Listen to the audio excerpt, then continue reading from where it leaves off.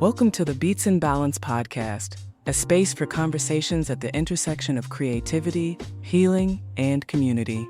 Each week, we sit down with artists, healers, and everyday people to explore stories of transformation, resilience, and the ways we use creativity to survive and thrive. Hey everybody, welcome to the Beats and Balance podcast. Today we have with us Jenna Pantin Bermudez, who's the visionary founder of Chaconia Candles, a brand born out of love of the vibrant culture of Trinidad and Tobago. With over 18 years of experience in marketing, communications, sustainability, and DEI, Jenna transitioned from corporate life into entrepreneurship, building a company that offers a true sensory escape from the Caribbean, or to the Caribbean. Through Chaconia Candles, she merges cultural appreciation, mental wellness, sustainability, and community impact, turning candles into more than products. They're a celebration of heritage and a pathway to healing. And we are super excited to have you here with us today. Thank you so much. Yeah, for sure. I'm excited. So let's get into it. Why don't you tell everybody a little bit about your background and how you came into entrepreneurship and kind of doing your own things, and also how that mixes in with your healing practices. Yeah. So I was born and raised in Trinidad and Tobago. I moved into the US in my late 20s. So definitely had my upbringing there. And my exploration around the Caribbean, as well as my roots there, inspires our work. So Chaconia is actually the national flower of Trinidad and Tobago. Okay. Looks a little bit like that. That's more of a minimalistic type of design, but it looks like that. And so it was always about elevating the Caribbean diaspora and bringing a piece of my home to yours. You know, even from the exploration around the Caribbean, we meet our brothers and sisters across the Caribbean, and our culture is so interconnected. And we wanted to definitely bring that to life as well. And it's funny how scent transports you to the, whether it's family traditions or culture or celebrations or a cherished memory. And we definitely wanted to bring that to life through our candles and home fragrances. It's really a sensory escape to the islands. I love that. So you started off in corporate leadership. You did that for 18 years. What was the turning point that led you to commit to entrepreneurship? Because that can be a really hard jump for people to go from like having that structure. A very hard jump. Yeah. You know, I felt like I was always called to entrepreneurship, but growing up in the Caribbean, if you have a Caribbean parent, you know, it's always get a good education and a good job, climb up that corporate ladder. And so that was the trajectory. But I was always encouraged also along the way as I was called to entrepreneurship. Around 14 or 15, I had a holiday gift basket business. For 2 years during the Christmas holiday time. I would go where my dad's office was and kind of like go to those different offices and see if they wanted holiday gift baskets for clients. So I was called to it in so many different ways along my life. But definitely continued, you know, get my bachelor's, my master's, a slew of degrees and certificates, and went on to lead really great departments in terms of communications and DEI. However, I kept getting called back to it. And I remember there was a clip that I saw with Steve Harvey, and he said, when you are taking that risk, it's going to feel like you are skydiving and free falling. And I skydived before, so I know what I felt like. I close my eyes and I'm free falling. You're scared. It's fast. But he said eventually that parachute is going to pull and you're going to glide.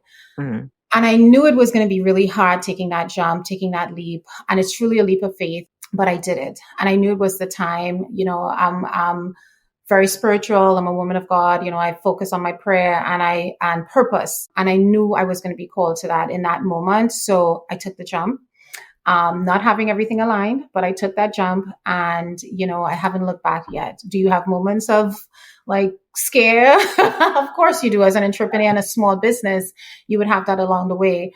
But I knew it was that time to take that leap of faith, and I did it. And I was so happy that I did it because I really wanted to pay full attention, full focus on bringing our culture, our cultural heritage, you know, everything about the Caribbean to life through our candles and home fragrances. And I couldn't do that while working in the corporate space. And that's for me. You know, everybody's journey is very different, but that's for me. And I certainly, I'm really grateful to be able to have that opportunity to do that. Yeah, I think that's really something that a lot of people right now are thinking about jumping into. You know, in the States right now, there's been this big news story about how like 30,000 Black women have been pushed out of corporate or more governmental jobs. And a lot of those folks now are turning into entrepreneurship. So I think we're seeing this big boom now where Black women in particular are kind of like, well, I have these skills. And so like I can make my own lane with them instead of using it to work and make profits for others. Absolutely. And it's really embedding what you know, right? So like that knowledge, that understanding, all the experience, the culminating experience that I have, because I worked in retail before, and then of course communications and DEI and all the stuff, sustainability, it comes together. And then you kind of see, well, because at first there was a point in my life where I thought, okay, when I made that jump, did I make a mistake? You know, you question yourself, and you know, was all the degrees and all my experience, you know, is it going to be wasted? And you're thinking about it, and sometimes in that way. But at the same time, when you really look at it, you are taking all that knowledge, all that experience, and you're embedding it into your business. You're embedding it into something that you believe in. You're embedding it into your purpose, your calling, all the skills and gifts and talents, and you're bringing it to life. So I do think it's really important. And if there's a group of people that can, it's Black women.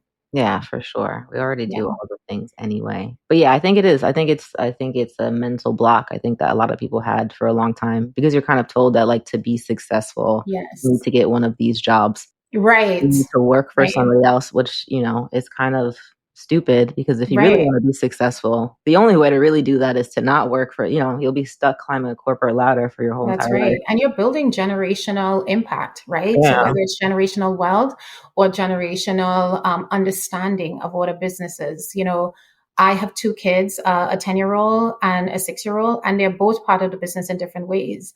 So I incorporate them, whether it's in scent sampling, or whether it's in mixing, or whether it's dropping off something.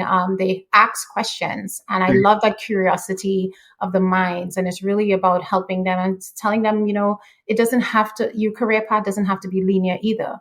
It doesn't have to be a certain title, doctor, lawyer, engineer, but it also doesn't have to be linear. If you go one path, it's okay if you go to another path, or it's okay if you do both, right? Or multifaceted career, that's okay too. So I think it's important to teach that to the next generation as well. Yeah, for sure. I love that. I think also giving them the example that they really have the power to choose and do what they want is a very liberating and revolutionary thing that a lot of us didn't grow up with, you know? That's right. My mom is a lawyer, and like, you know, that was like the ingrained in me to be like, this is what success looks like. But then when I really looked at her life, I was like, oh, you don't even like your job. You know what I mean? Like, you're not even happy.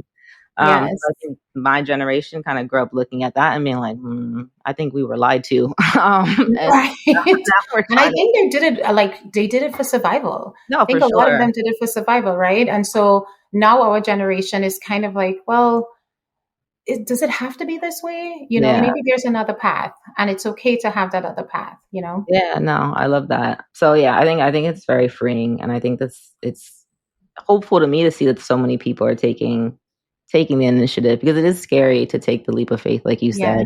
And a lot of people get stuck in like scarcity thinking, like they may have this idea and they're like, oh, well, there's like 1,000 candle companies. Why would somebody want my candles? And you get stuck there and never move forward. Meanwhile, there's a McDonald's and a Burger King and a Checkers on every block, and there's still a Starbucks here and a Dunkin' Donuts here, or whatever the case may be. There's like, Yeah. So I love when people are able to like move past those blocks, because it really is just like mental blocks. So let's talk a little bit about sustainability, because I know that's the core of your mission. What was the reasoning behind that being so deeply embedded in your brand, and also like the healing aspect of what you do as well? Yeah. So to me, sustainability is culture in action, right? So it's all about what you're doing for your home, and what you're doing for your community. And growing up in Trinidad, I feel like Trinidadians and Trinbagonians and a whole people in the Caribbean didn't even know that they were sustainable, you know, like the big core buzzword sustainable, before it even came around. It was always waste not, want not. You grew up with little and you grew up with not wasting. And so I can tell you, growing up, it was always about repurposing. It was always about reusing. And certainly as the years go by, you see different programs are in place now for recycling and really expanding sustainability as a whole in the Caribbean, and different countries are doing the work, right? And different people, we are doing the work individually, which I think is really important. So it's always been embedded into our business. From the moment I started Chaconia Candles, I really wanted to ensure that the product itself was safe. So one, I wanted to make sure it was safe for my home and for my community's home, because these are things that you're breathing in. So we ensure that all our home fragrances and candles and our body products have no sulfates, no phthalates, no parabens, no reproductive toxins, no organ toxins. We want to make sure that you're breathing in this thing that is safe and is in your home, or it's a safer option for you. But also in terms of packaging, in terms of reducing our carbon footprint and like doing our pod, that was really important to us too. So we look into different ways, and we're on a sustainability journey. I always say this, like, we are not perfect. We are not coming out here saying, we are the best in sustainability, but we're doing our part, and we're continuing to look to see, okay, every year I take strategic steps in making sure that we're taking another step forward in our sustainability journey. Okay, so what are we doing in terms of paper usage? Or what are we doing in terms of our suppliers? Like, are we holding them accountable? Do we need to shift suppliers if they're not accountable? So when we started, we were a certified Jersey City Green business. And then we moved on to being registered with the Environmental Protection of New Jersey as a sustainable business. And these certifications and being registered as a sustainable business is no easy feat. Like, you have to prove with data that you are doing the work. And every year you actually have to add 2 more categories as well to ensure that you're doing the work. And it's intentional, and you have to, for us, it's being authentic as well. So we're literally looking at our journey as we go along and continuing to provide different aspects within our business to ensure whether we have to tweak something or add something or do something differently to ensure that we're becoming more and more sustainable and doing our part. I mean, the islands are beautiful, but they're vulnerable, and so is the entire earth. So we have to do our part to ensure that we are keeping the preservation of the earth and the islands. Very cool. Yeah, I wasn't aware that there was so much that goes into the certification. So I can imagine there's like a lot of red tape. Yeah. But I love that. I think it's super important to be intentional. And especially, like, a lot of people don't realize with the candles, in the sense that you should be paying attention to what's in your candle. Oh, 100%. A lot of these big brands are just poisoning you. Right. And they use so many different things. And sometimes we are affected with our health and we don't know why, right? And it can be as simple as that. I mean, there's certainly different products that have reproductive toxins. And if you're trying to bring life into the world and you're wondering, maybe something is wrong, it could be as simple as switching your candle. There's so many things that are placed into products, carcinogens, right, that you're literally breathing in. And if you don't have a well-ventilated area or room or home, that certainly can impact you even more. So you just have to be really careful what you bring into your home, just as much as you're careful with your physical health, right? In terms of like exercise and running, or the things that you eat, you have to be careful also with what you're lighting in your home or what you're breathing into your home in terms of home fragrances, etc. So for instance, our room and linen sprays, we make it with an organic witch hazel base. So that's something that is also safe to spray on a pillow or your sheets or something like that. And even our body products, we ensure, because your skin is your major organ. So we want to make sure that it's safe for your skin as well. So it's really important, I think, for us to ensure that we're doing our part for our community. Yeah, I love that. Especially because there's so many Black women that struggle with like fibroids and difficult PCOS, endometriosis, all of that. Yeah. Yeah. And then nobody is like understanding where it's coming from. And then you look around and you're like, every single thing in my house is toxic. The toilet is toxic, the pads are toxic, the hair is toxic. So yeah, I love that. And I think sustainability is that, right? It's like gaining. So for me, it was really taking a deep dive. Like my mom lit candles before, and there was that black suit, and we never even thought twice about it. I was like, oh, okay, that's part of what a candle is. And not knowing that's a carbon buildup, and you don't want to really have that. You want to ensure that your candles are clean burning, right?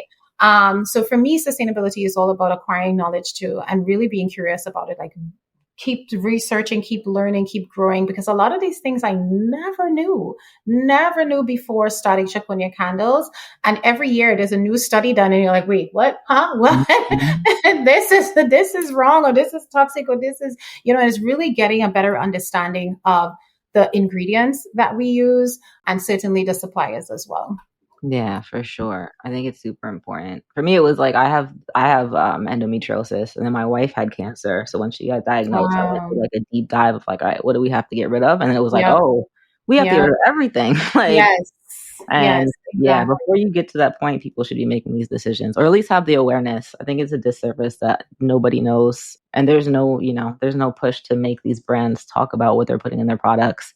So Yeah. when there is one that comes out and they're upfront with it, I think that's super great. Yeah, and I think there's that focus of mass production, right? And so for us, being a small business, we're making it in small batches. It's the high quality. It's that aspect of like really intentionally ensuring that it's safer. So it's not about mass production equals high profit. It's not that. We want to make sure that we're making a product that is bringing that wellness, as we want to talk about a little bit later, like expanding the wellness opportunities and self-care and mindfulness and things like that. But we want to also ensure that it's safe for your home as you're breathing it in. And I do have endometriosis too, and I have PCOS. My mom has fibroids.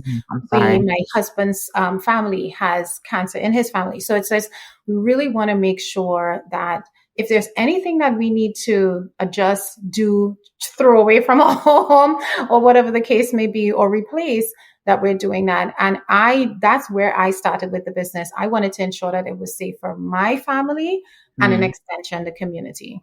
Yeah, I definitely love that. And also because it's hard to find places. Like, it's like you have to do a lot of research. So for folks that are listening, you don't have to do any research, right? These candles are completely safe. I'm going to cop some myself. I stopped burning candles altogether just because I was like, I don't even know what I can You don't know what is what. Wax is the wax you're supposed to, I don't know. I just stick to my incense. But now I'm like, all right, I'll cop some candles from you guys. Very important, yeah. All right, so beyond the candles, you've also expanded into free virtual wellness resources. Do you want to talk a little bit about that and what brought that about? So we have our candles, right? We have our candles, we have our room sprays, we have the reed diffuser, we have fragrance oils, our body products.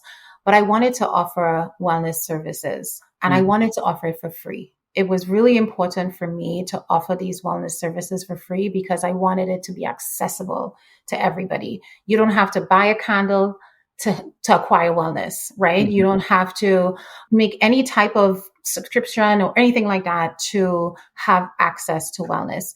And I wanted wellness to be not just accessible, but quick, because I know we're living in a very busy world. I get it. It has to be micro learnings, micro access, micro this and micro that.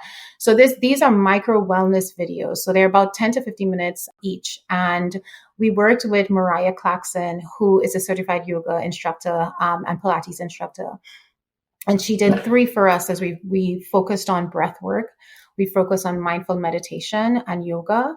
And then the other one was a song bath. What we did is brought together our scents and the aromas and that sensory escape to the Caribbean through her videos, but also bringing you that access to any type of mindful wellness. And so we really wanted to do this, and it finally came to life earlier this year, and I was really excited to launch it. And again, it's just really ensuring that we have an opportunity for our community to take some time for themselves. There's just so much going on in this world, and it's so chaotic, and it's such a stressful time. And I feel like each year is trying to do better, like trying to do more than the year before, right? And so, because we launched in 2020, and as you continue to go on, I feel like the chaos is just spewing, and we wanted to bring the space and time just for 10 minutes a day, so that you can take some time for yourself. A lot of us pour from an empty cup, and even though we really set an intention to reset and to rebuild, sometimes that just doesn't happen with the busyness of the day and the chaos of the day. And so we wanted to bring these 10-minute videos that you could do in your car when you're driving, or while you're brushing your teeth in the morning, or whatever the case may be, because I do believe that wellness should be accessible for all. 100%. I love that. Where can folks find your wellness videos? Yeah, so they can find it on our website, www.chaconiacandles.com. So I'll spell out Chaconia. So it's Chaconia, candles.com. And we have a tab at the top called Wellness Series, and you're able to access all 3 videos there. That's lovely. That's awesome. I think that's super cool. Yes, thank you.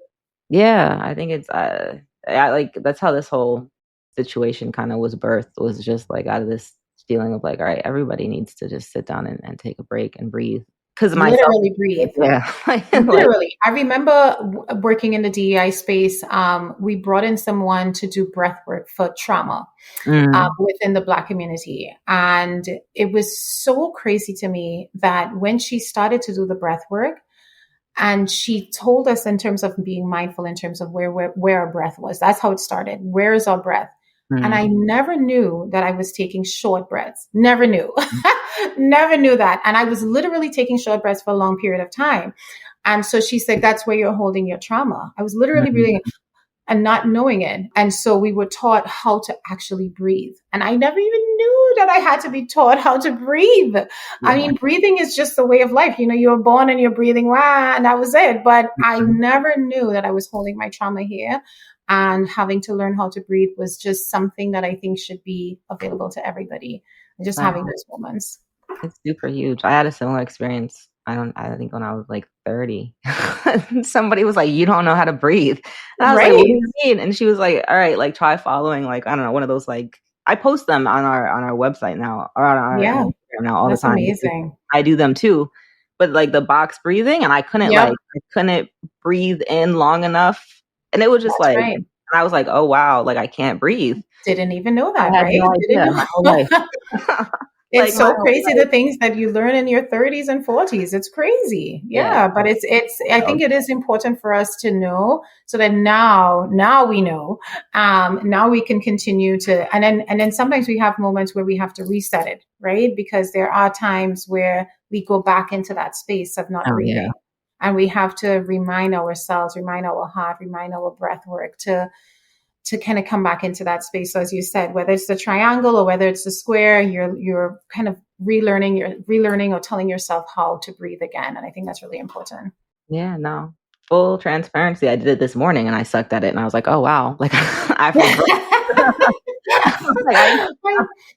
I think it's okay. I think it's really important for us to be authentic with ourselves. Like, it's not always going to be, every single day is not going to be birds and rainbows. And we have to kind of like work through each moment, each day. And now that you have tools, right? The wellness series are tools. The things that you're doing are tools that you have to be able to bring yourself back full circle and give yourself, like, again, refilling your cup and then giving yourself that time to pause and breathe and bring it back, to the reality of life, and then you'll be okay. Yeah. Let's hope. But yeah, no, I think 100%. I think it is something that for me is important to be super radically authentic and honest. Yes. About my journey, because we live in a society that's very like social media perfection. Mm-hmm. Like everybody's having a great time all the time. Yeah. I looked at my social media once and I was like, wow, if you look at my life, you would think everything is great, and it is not that way. So let me actually be real with people, because I think a lot of folks carry a lot of shame and feeling like, oh, why can't I do this? Or why doesn't my life look like this? And they're not realizing that you're looking at a bunch of smoke and mirrors. Like everybody is struggling. We're all out here struggling. And I think the more honest we can be about that, the more help everybody receives and feels more comfortable in just being themselves. So I 100% agree with that. So true. And I think it's really, as I think again of our kids, it's really important to bring that to them. We're constantly having that conversation, like not everything that you see is true. Not everything that you see, because they would ask these questions, how come I do this? And how come I do this? Or, not everything you see is true. And there's a lot of people probably in the back end and production teams working to ensure this video looks authentic, but it's not. 100%. Yeah, no. I used to work in media, and the behind the scenes is that, these people, every person that you see out there has 25 people working for them to make them look as good as you see them. 100%, none of that is any, so nobody should have any shame that they're not at any level that they see. Exactly. Or seeking the validation outside. And I think, it's important to have this not just intrinsic motivation, but intrinsic validation, Yeah. not always waiting for the likes or the follows or whatever the case may be. And I think that's really important. And it will come. I always say it will come. You just speak in your truth, and you're intentional, and you're authentic, and you're genuine, and you're walking in your purpose. Everything else will come. Everything else. Yeah. 100%. 100% feel that. All right. So let's get into you receiving the honor. You got the Union County. Shout out to Union County. My mom's in Essex County, so I know. Oh, nice. And the award represent the Shiro Award. So talk a little bit about that and what the recognition means to you personally, and how you continue to do in this work, and what your plans are for the future. Yeah. So the Union County Shiro Award, we were awarded this year along with other women. So they did it for Women's History Month. And there were so many other women that are doing impactful work in the community. So we're really honored and recognized, in that space. And I really and truly feel honored just being recognized, because there were so many other women. And when I say they're doing incredible work, they're doing incredible work, whether it's for homeless, whether it's for women, whether it's for kids, firefighters, whatever the case may be. So when we receive that award, it's an award about community and what you give back in the community.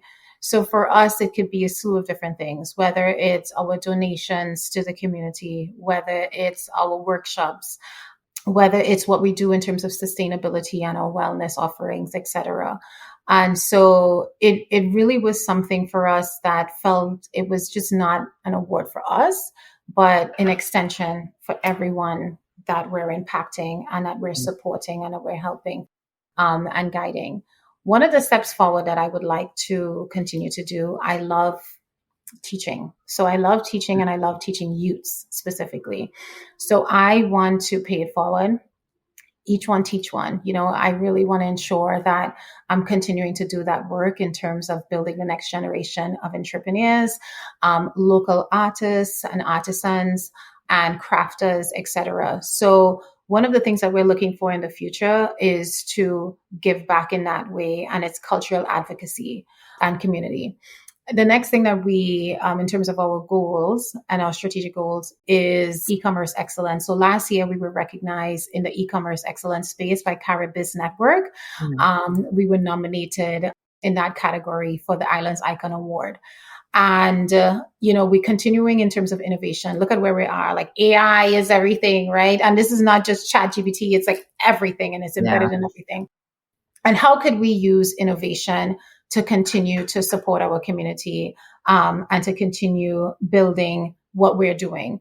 And then the third thing is in terms of global brand recognition. So we want to ensure that we are recognized in our trajectory right now, and recognized as a global brand for Caribbean-inspired scents in your home. And so those three things are our top focuses right now. And of course, mental wellness and sustainability is embedded in each of them. So, but the big part about it is coming back to cultural advocacy. Mm-hmm. I grew up with parents that are big givers. They're big servers, right? Mm-hmm. So, I would come home and miss items. I would come home and I'm missing my clothes, I'm missing shoes, and it would always be like, somebody needed this and somebody needed that. I can't tell you how many mornings we've had people who are homeless that literally knock our door, ring our bell. And my brother and I would joke, because my dad, he's a chef at heart, and he would cook up this big breakfast. And I'm not talking about like, he's cooking up this big breakfast for anybody who comes knocking. And my brother and I would joke and be like, what? We getting cereal? Are you kidding? But it's so good to have grown up in that, both my mom and my dad giving back. And my mom called me this week as well, doing the same thing. She's giving back to somebody whose house was on fire. I grew up with that, and it's embedded in who I am. And so I always wanted to give back. And I think one of the paths for me is with youth. And so figuring out what that aspect is, it looks in the form of a foundation in terms of supporting the next generation of young entrepreneurs and local artisans. So that's a big, big, big goal for us moving forward. I love that. Reminds me of my grandmother. My grandmother was a person that, like, her door was never locked, and people would just always come in. And one time, this dude would come like from off the street. I think he had like some mental issues. Just walked into her house, and she like just sat him down and made him dinner. just a lot. And then we like my uncle came in and was like, "What is happening? What is going on?" Like that was just like from the next like couple whatever months, weeks, we just knew that dude. He would come by, have food, leave, and it was just like that was just normal. So and it's like they serve with love. Like that's their first thing. There's no judgment. There's no nothing. The first thing that they do is love and empathy, right, for that person. And I think that's really what set everything forward for me in terms of serving our community in different ways and giving back. And, you know, somebody might say, are you not looking to grow into this big business? And that's not, like, anytime they ask about that in terms of being a goal, global recognition is one thing, but being this big bucks brand, that's not one of our goals. I'm okay being small.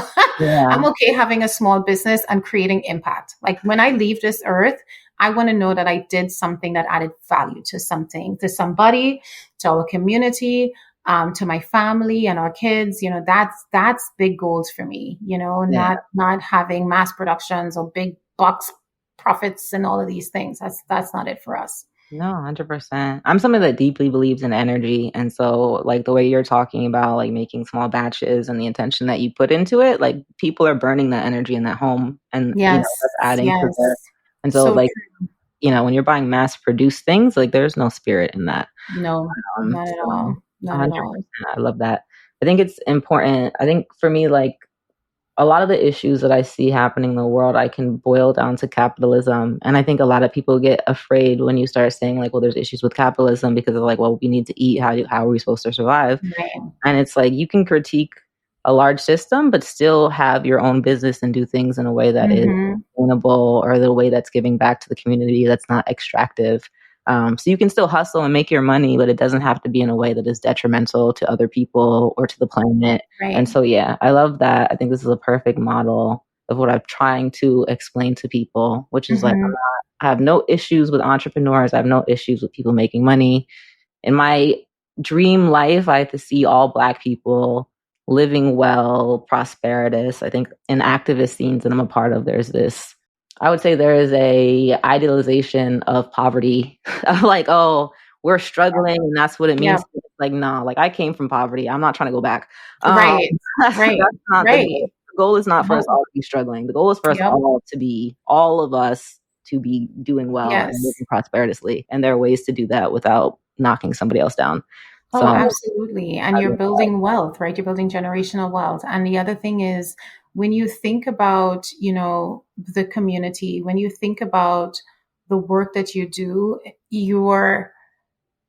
I think poverty is like subjective, you know, like some people might say, like if they look at my life growing up, they might say, you know, I was poor. But at the same time, we were happy. And half the time we wouldn't even really know, you know, our mothers my mother was making, and my dad would make food from scratch. And half the time you wouldn't necessarily know because you were happy. Right. And in their way, unbeknown to us, because we were kids and we were so carefree, we didn't know that they were trying their best to build that next generational wealth, you know. And we've done it before in communities. And I think it's so important to look at that when you think about Black Wall Street or you think about other different aspects in time and historical times where we see the Black community bringing the dollars and keeping the dollars, right? Yeah. And moving it along within our community. I think that's really important to think about as we look at how we can move forward and build together. 100%. I love it. I think that's what I think we need to all go back to. And I think that is what is natural for Black folks, immigrants, people of color in general, is this sense of community. Like I think we are all, or most of us have been raised in this sense of community. And the US is a place that really pushes individualism. But I think once we get back to that core, you know, like the best times of my life were when I was at my grandparents' house and then my Nana, and we had nothing, but you would never know. I thought she was rich my whole life until she passed, had nothing. Right. And I was like, wait, what? Yeah. because she just had $100 bills she'd be passing out. That was her last $100 bill, but nobody knew. Nobody knew. But like that to me is real. Like you said, like real wealth was the joy of being in that family unit and having community, and everybody's fed and everybody's having fun. So yeah, I really think that where I would love to see is like that kind of sense, but without the struggle. You know what I mean? Like I want us all to go back to that and also just be able to live freely and without the struggle. And I think what you're doing is a perfect example of how that can be modeled, because you're doing something where you have freedom to create your own business. You're also being able to teach your kids and provide jobs to them, which with all these corporate jobs, you can't really, there's nothing you're passing down to that, unless you're the big boss, your kids are not going to be able to profit from that. Exactly. And so, I think what you're doing to me is super amazing, super important. All these nuances, I think it overlooked, really make an impact. So I really appreciate you coming on here today. Yeah. Thank you for having us. Yeah. Before we wrap up, is there anything else that we haven't talked about, or is there anything that you have coming up that you want to plug or talk about? So a few things. So like this, I just wanted to mention, it's really important to have a support system, of course, the support system of family and friends, and of course, your customers and your clients. However, I think it's really important to also continue expanding our network. Mm-hmm. And I know network and networking are such buzzwords, but it's really important to do so. And we found a really good network with Caribiz Network. So Dr. Nicole Grimes is the one who leads Caribiz Network. She's the founder and CEO. And I was able to connect with so many other Caribbean business owners from so many different categories and facets. And it was amazing to not just attend workshops, because she's working with different people and different companies, including Chase Bank and whatever the case may be, and providing access to things. So that's just one example of really and truly attaining networks and continuing to build out who you know and connect with people. And you just never know where conversations can take you. Sure. And these are genuine, organic conversations that oftentimes ends up being my new wholesale partners, or ends up being me supporting somebody else and connecting them with another person, and they are forming a wholesale partnership, or whatever the case may be. So I think networking is really important in its own way, but organically, The other thing that I wanted to mention is, as we continue to expand, really important for us is our storytelling. Mm. So when we think about Chaconia Candles, it's not just through scent, it's certain, and it's not just through brand packaging and all of that, but it's the storytelling of our culture, our cultural heritage, the Caribbean, my lived experiences, the exploration around the Caribbean. So let's say, for instance, 2 years ago, we did an ode to Grenada. Mm-hmm. And we named our fall collection Spice Isle. And so it was really and truly beautiful spices that we wanted to bring to life in this collection. And a portion of the proceeds went in support of the recovery efforts after Hurricane Beryl. Mm-hmm. So we are really putting in the work and putting in the efforts to connect all Caribbean islands as we continue to do the brand storytelling. We want to really bring it to life in terms of the scent and again, the packaging and the storytelling and all different aspects of Chaconia Candles. We recently also did a luxury candle collection. It's our first one. We went to Bermuda for the first time, and it was really interesting to see when you walk through the museum in Bermuda and talk to the locals in Bermuda, where the cultural Caribbean heritage was influenced in Bermuda. Mm-hmm. So in my, you're thinking Bermuda Island, but they don't consider themselves a Caribbean island, but there's Caribbean influence. So it was so unique to really take a deep dive into it. And it was just so beautiful to connect. So you have Bermuda is so multicultural, and it reminded me of Trinidad and Tobago. So we have this, our national anthem talks about every creed and race, because you can get every single race there, every single background, We celebrate every religion. I'm lighting diyas for Diwali and I'm eating your curry and I'm going to Eid al-Fitr, and we're celebrating that as well. We're celebrating spiritual Baptist, everything. And it's all about this togetherness. And we want to bring that to life in our candles and home fragrances as well. I love that. One side question. This is a personal, not a personal question, but how's the reception been with your brand and bringing it home to the Caribbean, especially with like the wellness aspects, like the breath work and things like that? Is that something that is well known and done down there, or is it something that like people are kind of looking at you like, what are you bringing this like Western stuff here? It's definitely, and you're talking specifically about Trinidad and Tobago? Yeah, or like wherever you've gone in the Caribbean. I know when I like talk about this stuff when I've gone back to my hometown, even in upstate New York, people are kind of like, you're on this woo-woo.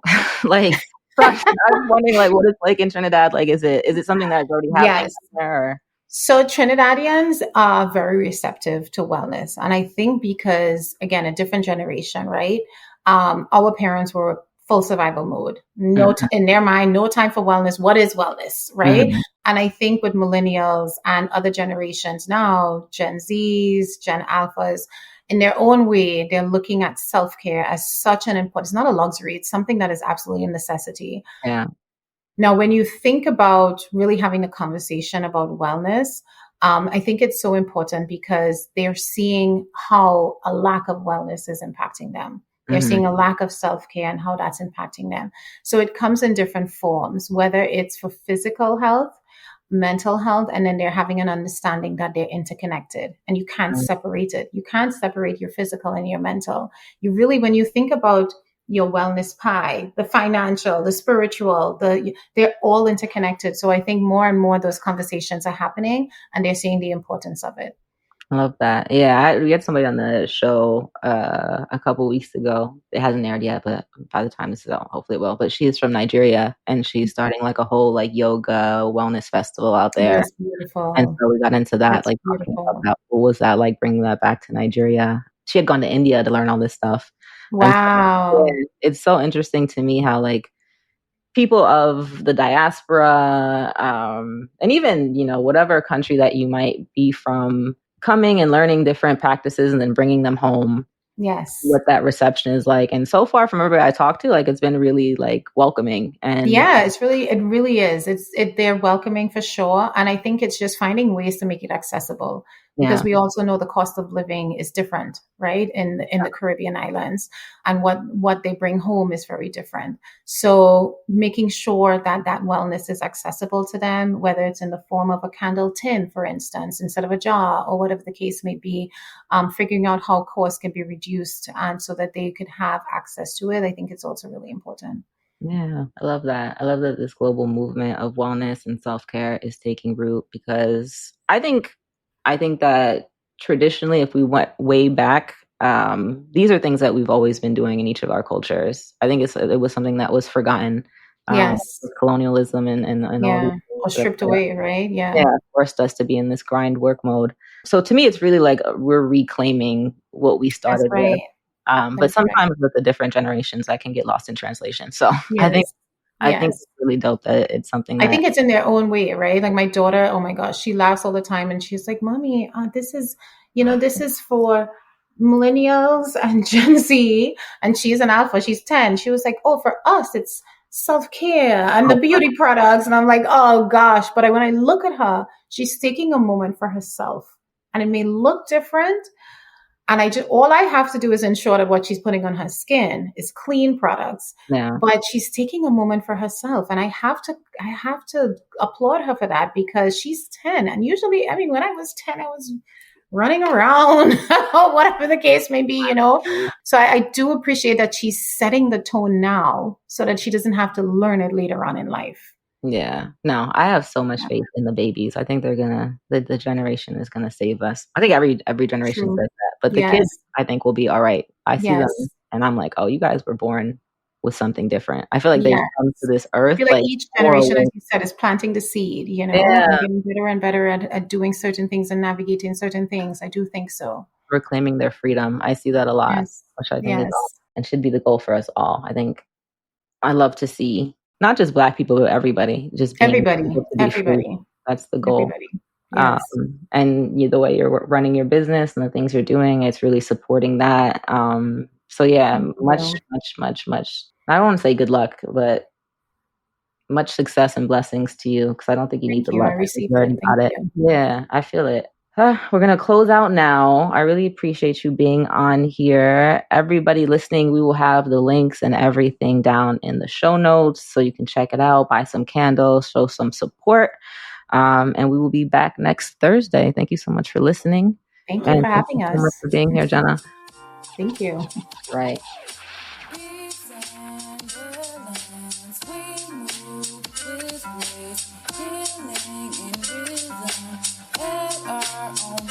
Our vibes stay sacred, our roots run deep.